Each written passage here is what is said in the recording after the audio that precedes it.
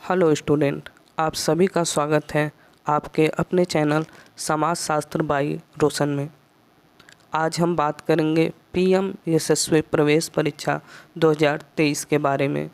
यह परीक्षा ओबीसी और अन्य लोगों के लिए है। इस परीक्षा में जो भी अभ्यर्थी उत्तीर्ण होता है उसे सरकार द्वारा कक्षा 9 स्तर पर 75,000 रुपये और कक्षा 11 के स्तर पर 1.5 लाख रुपए की राशि स्कॉलरशिप के रूप में दी जाती है। तो आइए जानते हैं कि ये योजना है क्या और इसका लाभ हम किस प्रकार ले सकते हैं। ये योजना केंद्र सरकार द्वारा है, जो कि ओबीसी और अन्य वर्ग के बच्चों के लिए एक स्कॉलरशिप योजना के रूप में है, जिसका नाम पीएम यशस्वी योजना है। ये छात्रवृत्ति योजना 2 स्तरों पर आयोजित की जाती है, जिसमें पहला स्तर कक्षा 9 के स्तर पे होता है और दूसरा स्तर कक्षा 11 के स्तर पे होता है।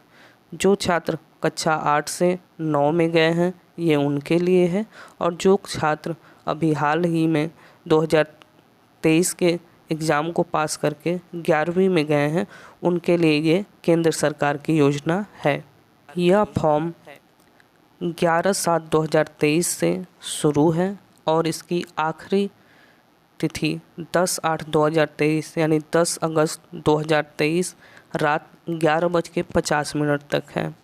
आवेदन को हम अंतिम रूप 10/8/2023 को दे सकते हैं। उसके बाद आवेदन पत्र में अगर कोई सुधार करना है तो वो 12 तारीख तक हम कर सकते हैं, जो कि एनटीए की वेबसाइट पे होगा। इस परीक्षा इसकी जो है वो 29 सितंबर 2023 शुक्रवार को होगा, और जो परीक्षा का मोड है पेन और पेपर मोड है। ओएमआर सीट पर आपको रंगना होगा और उस सीट को भरना होगा। पेपर आपका 2.5 घंटे का होगा। साथ ही जो प्रश्न के प्रकार हैं वो बहुविकल्पी होंगे। परीक्षा समय और परीक्षा केंद्र आपको एडमिट कार्ड में दर्शाए जाएंगे। ये पेपर द्विभाषी यानी बाइलिंगुअल होता है, हिंदी में भी होता है, इंग्लिश में भी होता है।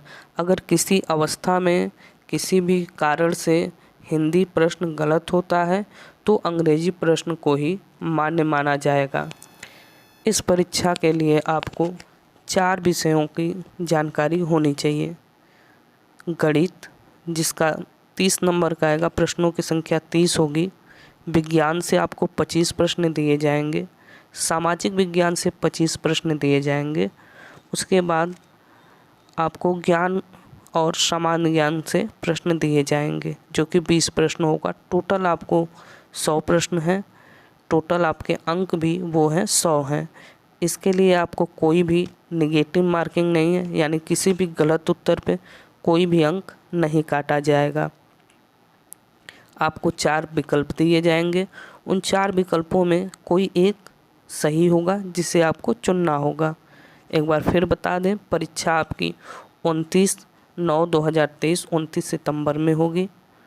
परीक्षा की जो टॉपिक है, जो पद्धति है, वो पेपर पेन मोड पे है, और परीक्षा की जो अवधि है वो 2.5 घंटे की होगी, 150 मिनट की होगी। और परीक्षा शुरू होने से 30 मिनट पहले आपको केंद्र पर पहुंचना होगा। उसके बाद आपको जो है नहीं दिया जाएगा एंट्री।